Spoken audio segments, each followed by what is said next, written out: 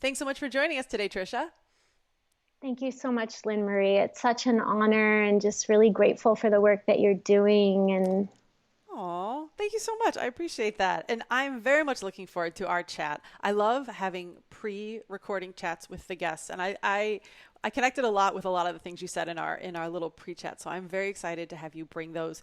Now, one of the things we did not discuss is how you got into this work. So talk a little bit, if you would, about what brought you to your work and then how you first started working with 5-MeO DMT.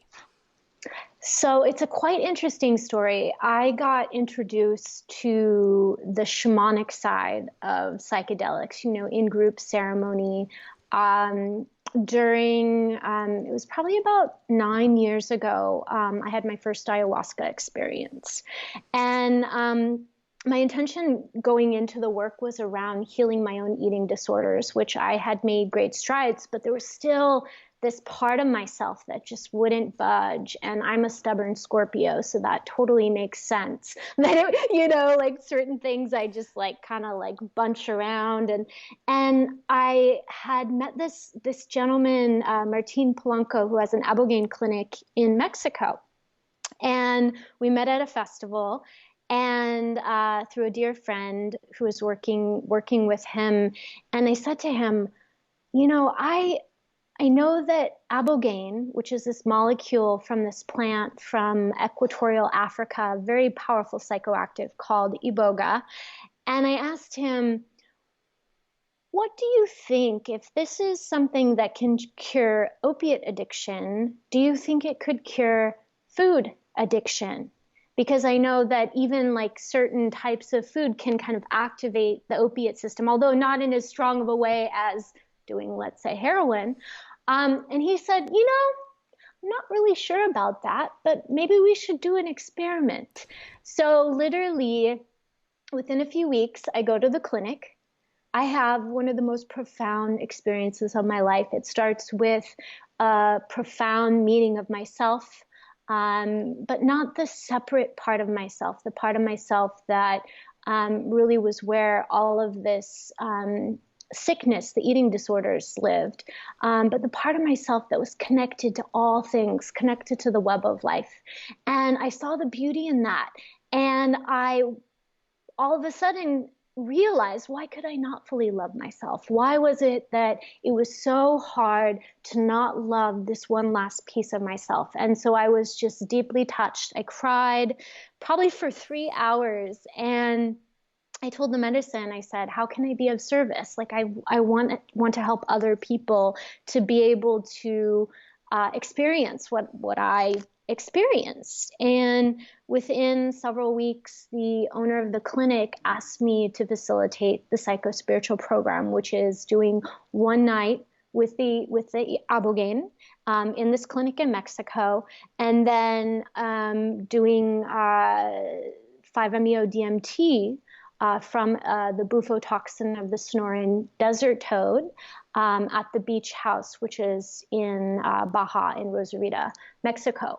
So, here I am. I've had, quite a background in the healing arts, 5 years of really intensive study where I was doing work in the healing arts, but, obviously not what I saw in a ceremony as a shaman. And so I turn inside and I'm, this is right after connecting with the medicine. For those who have connected with medicine on a deep level, they may be aware of how one can engage and get answers. So I said to the medicine or within, I'm not a shaman. What should I say? And the answer that I got back was, does this feel aligned for you? Does this feel like something that you want to do? And I felt deep inside myself, and I got a yes. And so the response I got after that was, don't create a story about what it is. Just, take the next step if you feel this is right. So that's how I got started. Wow, thank you for sharing that. And I know that you worked initially at that facility called Crossroads, and now you are doing your own ceremonies at your own retreats, correct? Yeah. So I realized that for me, the shamanic experience is really, the ceremonial aspect of it and being in nature, and really connecting to the traditions where these plants and substances have come from, is really important. So I created Psychedelic Journeys, which we have been doing retreats since 2016.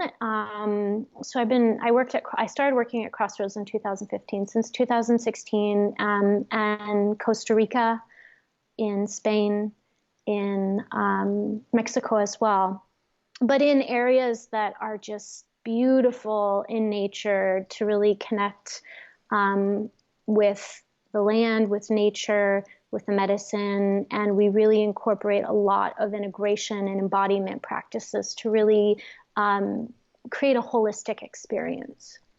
Fantastic. That sounds beautiful. Can you tell us now, because at this point we had already our patient experience with Mikey, and he talked about his DMT experience. Can you talk about the other side? Because he was telling us from the patient side what it was like.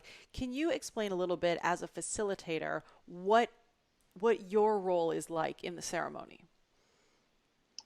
5-MeO DMT is very different than traditional psychedelics, because when you take 5-MeO, which can be administered in many ways, but traditionally is vaporized. So that means it's smoked.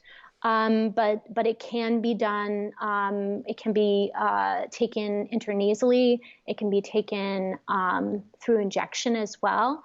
But the most effective way, historically, and just for,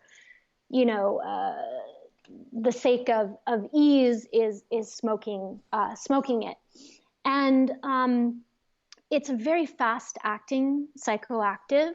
So within several minutes, literally, you're exhaling, you're inhaling a very large, usually a very large amount of smoke. You're holding that for 10 seconds. And within that period of time, you quickly start to defrag that egoic framework. And you have an experience where it's an out-of-body experience, meaning that you experience yourself without form.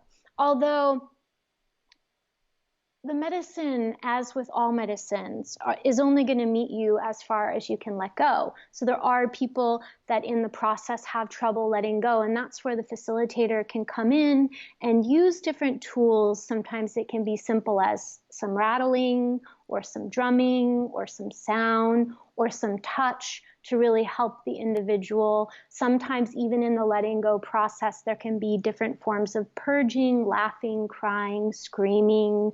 Any form of release is a form of purging. And within that time frame, there's usually, in that initial state of letting go, once you cross through, usually about anywhere from 10 to 20 minutes where you are in that state. Although you are in a space of timelessness where your perception of where you are could feel like aeons, even though it's been seconds. And when you start to return, the pieces of your ego start to come back into place. And Albert Most tagged I'll quote him, that he said, 15 years of therapy in 15 minutes. So the way I see it is this: it's almost like as you're putting yourself back together again, you sometimes just see pieces of yourself within the framework that, having released the veil and seen yourself in this non-dual state, you're like, oh, I don't really need that part of me anymore. Because, I mean, it's so funny. I'm going to be really honest here. So I did a little microdose during this whole, happening that we're having, this global crisis that we're in the midst of.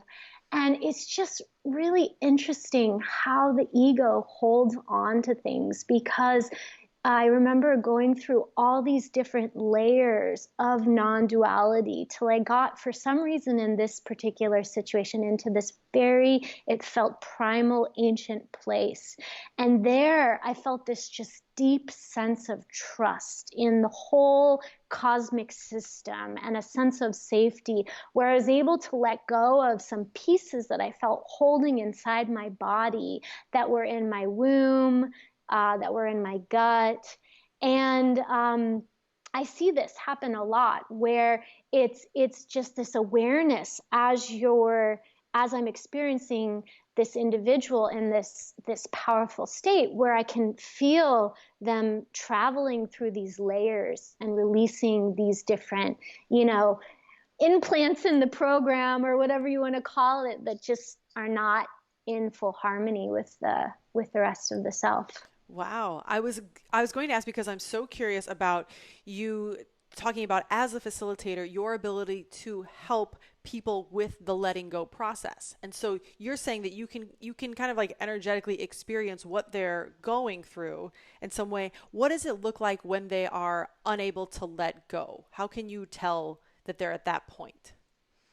I think any form of holding in the body, I mean, you can see it in the facial expression, usually people that are like thinking about something or in their head, their eyebrows going to be kind of scrunched up a little bit. And sometimes it's just as simple as, and I'll just also say as a side note, I try not to be a character in the movie. I don't want it ever to be about me or doing anything, because they're there to do their own healing work. I'm only there to reflect back and help them go deeper within themselves. So it might be something like just the littlest words possible. Just let go, right in the ear, just very softly.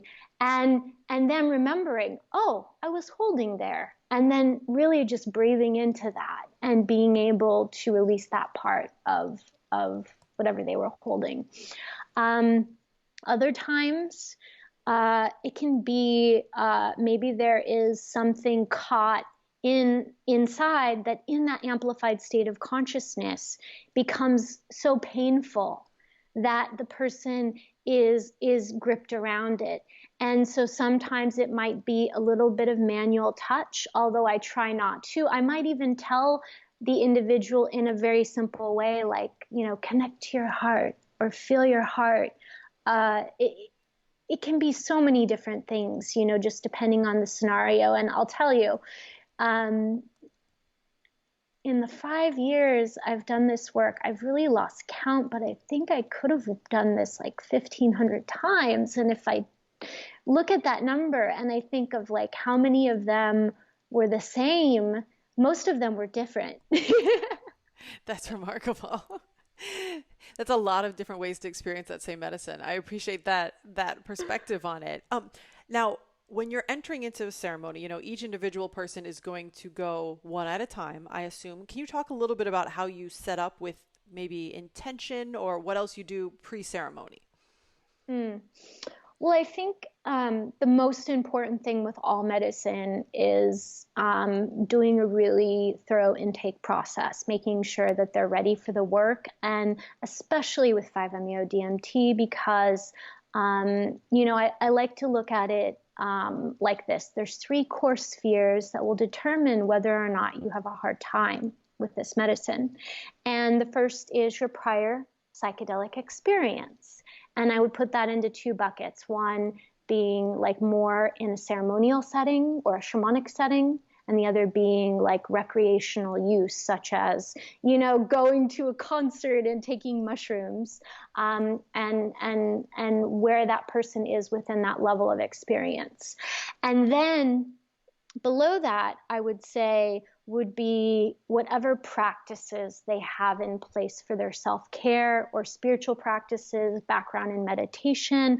All of those things are going to make it easier to let go if there's, for example, zero experience in that department, then that person might have a difficult time with this medicine because it is such a quick experience. It's a really fast takeoff. And so you might not know what to expect, and it might be a little bit harder for you to release. And then the third sphere being the level of trauma that you have. And I would put that into two categories. One being, like let's say you have someone with treatment-resistant PTSD. This is probably not going to be the thing that you want to start them off with, because it's going to activate some of those feelings that, might be a little too intense, as where there's other substances that are a little more gentle at awakening that trauma stored in the body. So it might be not the best thing to start with. And then on the other side of the trauma is how much work has the individual done, and what kind of work? Has it been somatic-based trauma work? Has it been psychotherapy?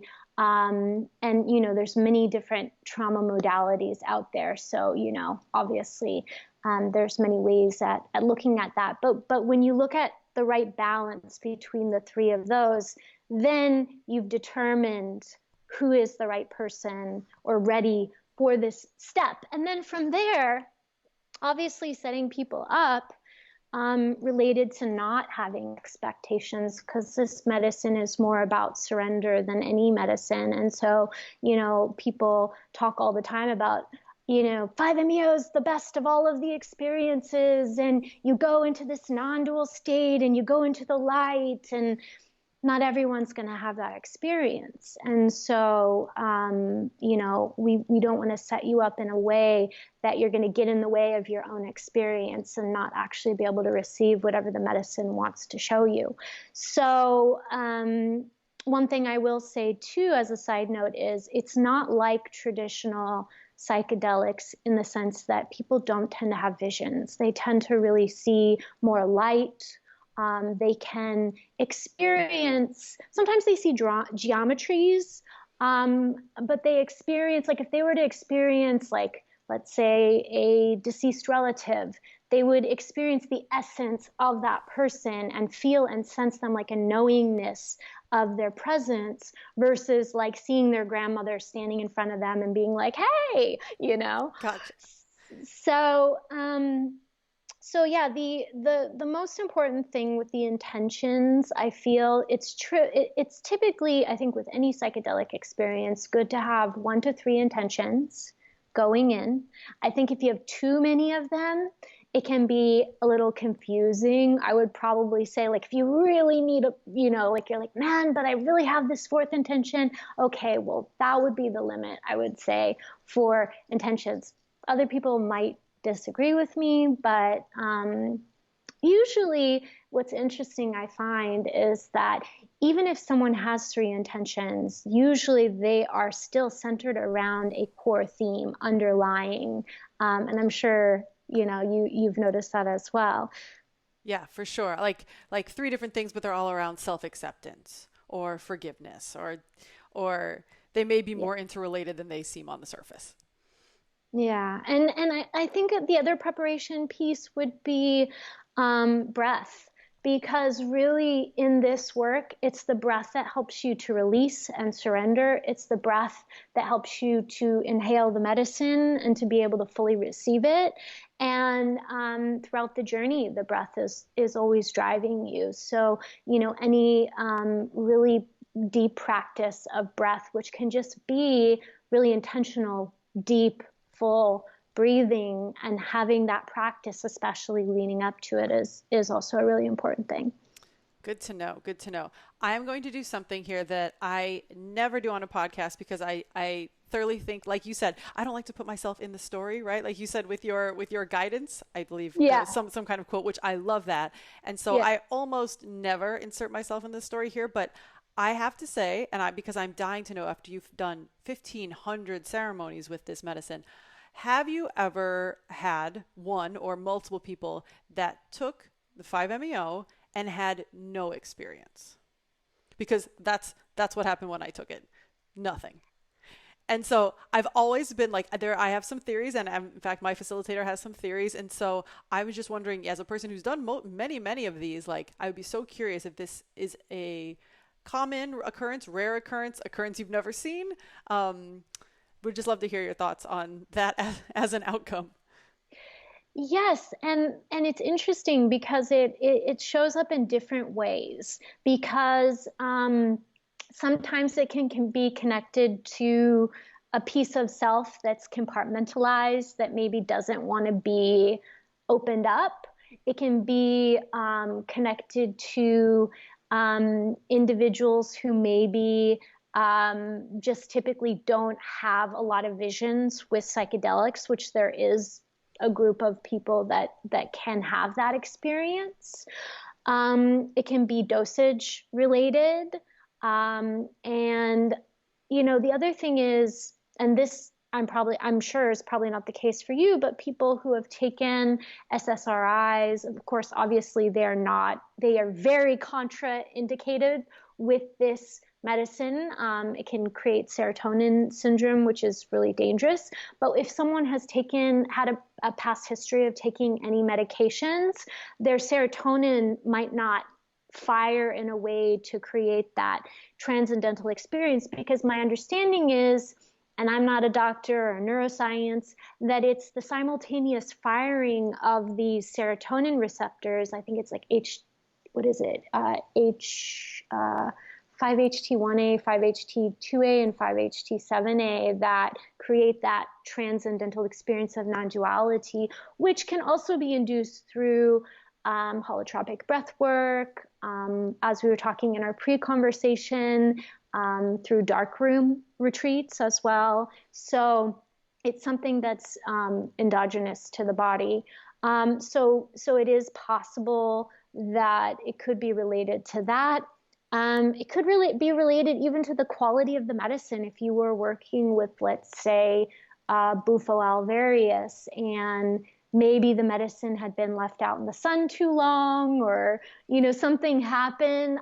I'm just thinking of all the scenarios of why it didn't work. Yeah. It could be many, many reasons. I love this watching you go through the list, because the piece of information because as a person with a scientific background, I look at, how many variables were accounted for. Well, a person had the same supply right before me, bigger than me, same dose, had a total experience. My thought, and I'm not on any SSRIs, and I respond to all the other psychedelics except for, let's say, MDMA.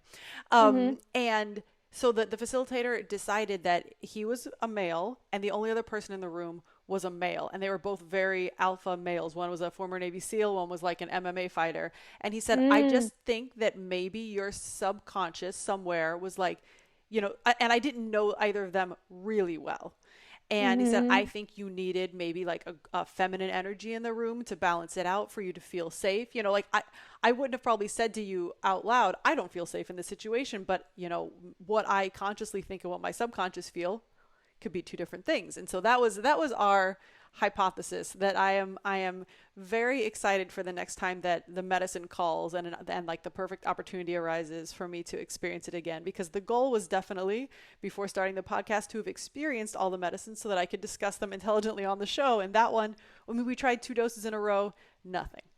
And so I've always wondered. So thank you for giving me that opportunity to ask your hypothesis on it.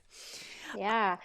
That is an interesting answer, and that totally makes sense too. I mean, I do believe that medicine, because it's so strong in itself, it's like fire energy, it's like sun energy, that it kind of needs a feminine, like soft energy to kind of balance it out. I mean, I have seen, I think that there's methods. This is the beauty of 5-MeO-DMT, is there's no shamanic lineage actually connected to it that we can make a correlation and say, yes, there are some different iconographies and artifacts from Mesoamerica that could allude to the toad being used during that time. But there was a period of time where it wasn't being used for a long time. And so now we have this neo-shamanic convergence of, different techniques and tools that different facilitators are using. And for instance, there are male facilitators that use a very yang approach where they use a lot of medicine, and it's not the best for everybody. And so I think that's also something to consider when you're looking at, if you feel really called to this work, really making sure that you have the right facilitator that's a match for you. Yeah, absolutely. I'm glad you brought that up. And because this medicine has so many kind of tangential things that generally, as the Plant Medicine Podcast is intended as a primer, right? Like this is the medicine, this is the basics.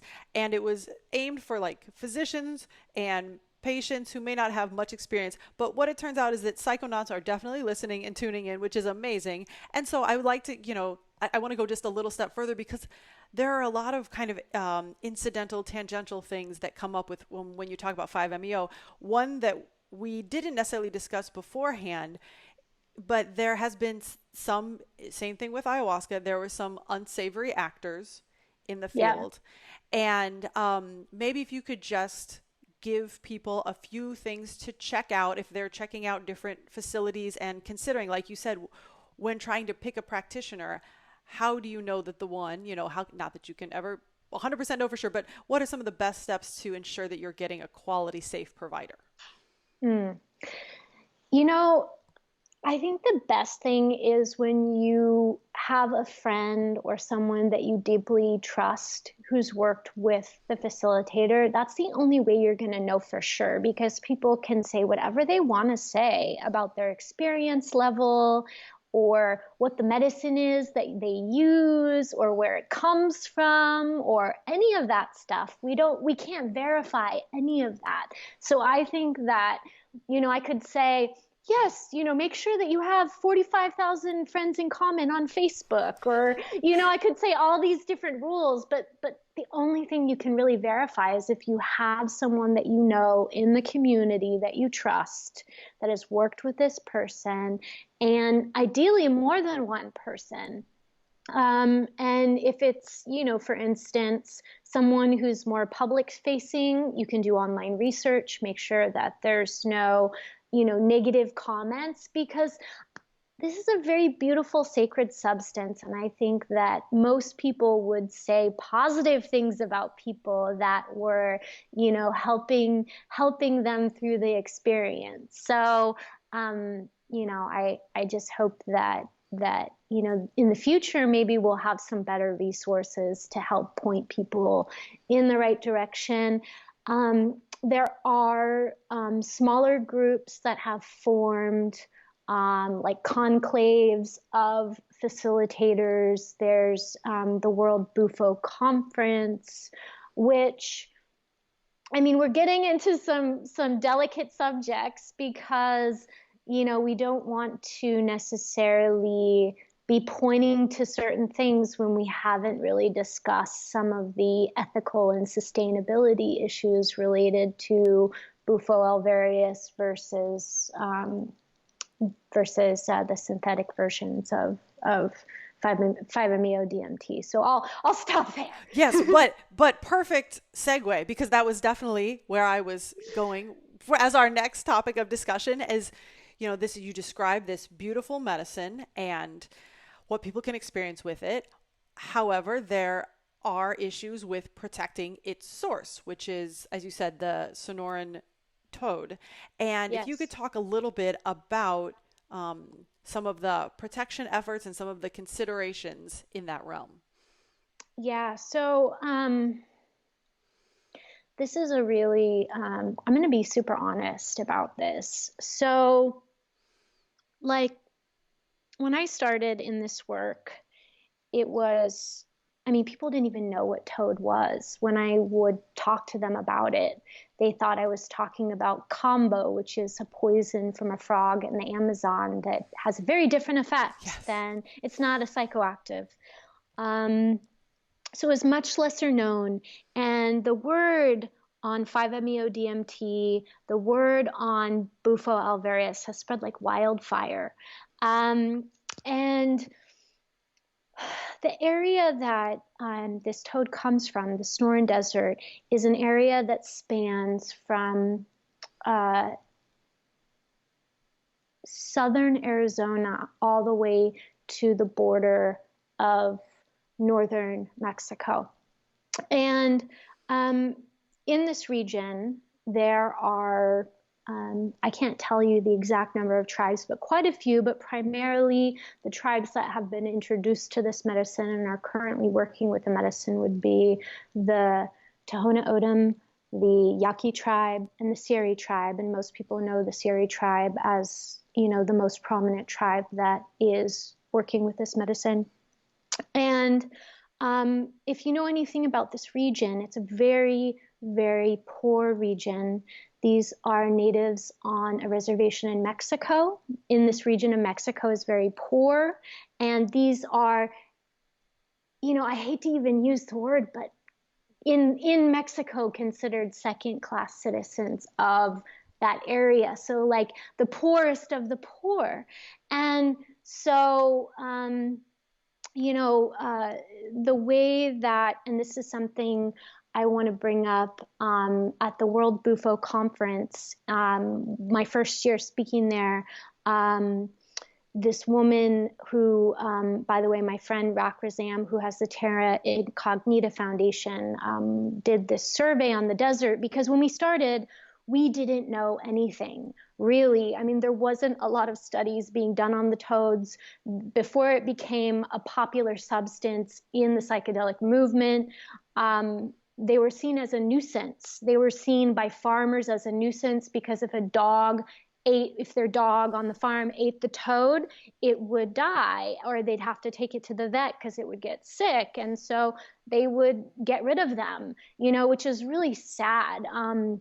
The good thing is that they hibernate underground 9 months out of the year. They only come up during the rainy season, which is the months of July and August. So we didn't know a lot. And this woman, I helped do some fundraise. I did a fundraising dinner and helped Rak to raise funds to do this study in the Sonoran Desert to do a survey on the toads and figure out, are they threatened? Is the psychedelic movement, is this popularity of use of toad venom going to create a problem? And at the time, keeping in mind, this is like several years ago when it was not even close to as popular as it is now, the results came back that there were certain recommendations that should be followed in handling the toads, that you shouldn't be taking them any distance away from their natural habitat. And at the conference, I'll give you the full name of the herpetologist, but her name's Kira. I just can't remember her last name. She said she recommended, because the Sonoran Desert is such a sensitive place, that the toads were left alone by individuals who were interested in coming and harvesting the medicine for either personal use or whatever reason it is, and that the tribes that are indigenous to that region, that live in that region, be the caretakers, harvest the medicine, and individuals that want to build a relationship with those tribes and work with them directly, that are working with the medicine, that could be a way to protect the desert so that so many people weren't coming in, because people would come in SUVs, and there's like this very small, like millimeter biofilm in the Sonoran Desert, which protects a lot of very sensitive plant life. And so you go through in an SUV and you tear that up, and it's very common too because the toads are nocturnal. And so you're driving around at night, all of a sudden you have car lights on them, they just freeze. And so that you'll see so many toads just run over, from my understanding, in Sonora because of that. And so the findings were that it would be best to allow these, these stewards of the land to to kind of act as that. And I'll say there had been a lot of my own, like, for me, I really feel it's important that things are done in a sacred way, they're done in an ethical way. But there had been groups of people that I had discovered, we'll just call them, we called them as, like in our own private space, the Toad Mafia, because it was, getting to be a very opportunistic thing where people in Mexico, especially on the Mexico side, were, creating a business from harvesting the medicine from the toads. And so, it's not really a safe place. It's not something I would ever encourage people to go out and do.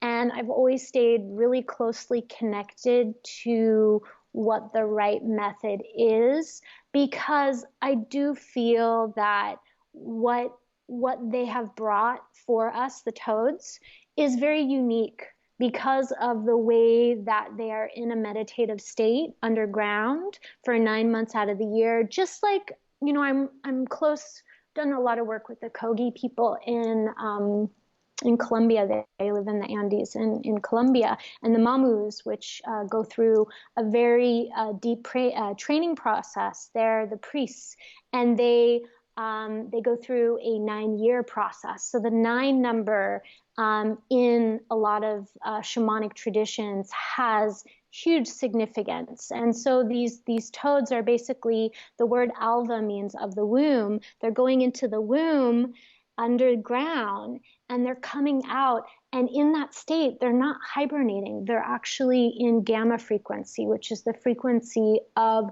meditators that, have a very long-standing meditation practice. So when you smoke the 5-MeO-DMT, the brain actually goes into gamma frequency, which is that state of non-duality. So really, in a sense, it's imbuing that quality to the individual that's partaking in the substance. So I know I've gone off in so many different sides and places here, but once I took a microdose of the toad, and I asked the toad, what do you think about all of this? Because toads are not, they obviously don't want to have their venom harvested, and I don't think the toad enjoys it at all. It's not a sacred experience for the toad. And the toad said to me, if we don't help the humans, they're going to kill the planet and we'll go too. So it's like, I guess that's what has to, if we can be of service in that way.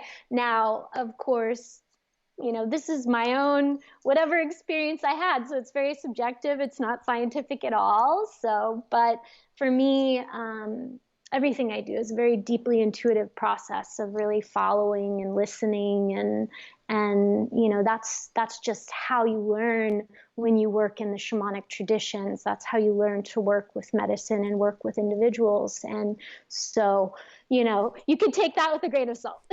Well, I appreciate you sharing your perspective, and we're definitely going to put links in the show notes to all of those conservation organizations that you were talking about, so that people can learn more. And the goal is to have a herpetologist come on and talk about protecting the toad. Yes, have a whole episode on that. Thank you so much for this thorough discussion. I have learned a lot, and I really appreciate just your kind of extra deep knowledge of all the levels of practicing with this medicine. Where can people find you in your retreats? Well, I have my public-facing website is psychedelicjourneys.com. And again, we do retreats in countries where it's legal. That's always changing. So check that out if that's something that you're interested in. And then I also have a nonprofit, which is Ancestral Heart, and that's really about bridging these traditions and medicines, and also really looking at how we educate people on how to do it in a respectful way. And I'm learning throughout this whole process. I'm a humble student, just as we're all learning together. And so the most important thing that I just want to leave with is that really it's all about reciprocity. When we're looking at this movement, the colonizer archetype or the energy of that has been very extractive, and it's been about taking something but not necessarily giving something back. And so really it's all about reciprocity. And so, by having that relationship with the Siri or the Yaqui or the Tohono O'odham, that there is a reciprocity there. It's not like there's just, it's giving back to those that are taking care of the toads. They're the caretakers. But I think we need to look at that within all aspects of the psychedelic movement. And, I'm doing the best I can, and I'm always, open for loving, compassionate feedback. So thank you so much. Oh, I appreciate that very much. Every last bit of that. We'll put that all in the show notes. All right. For everybody else out there, until next time.